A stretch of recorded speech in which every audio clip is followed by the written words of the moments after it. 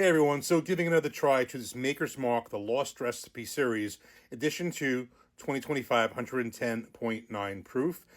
The whole point of this is two things. First of all, this is all about the retired stave, the roasted French mocha, what I always considered to be my favorite of the staves, since replaced by the roasted French Mendiant, almost as good, but not quite as good as the roasted French mocha. I think it was retired in 2021. So it uses that, and the other purpose by just the name, it's not just the fact that's a lost stave, but the way I understand it, this combination is something that's never been used before and never can be again because the stave has been retired.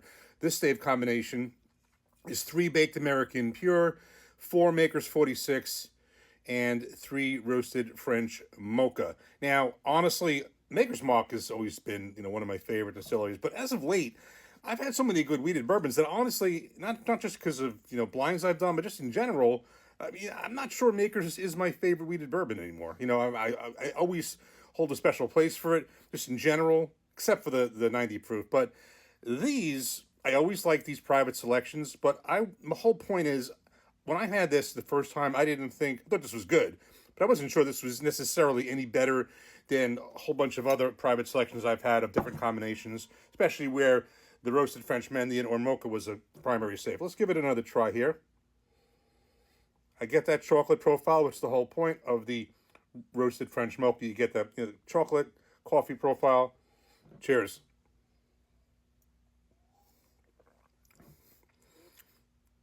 It's delicious.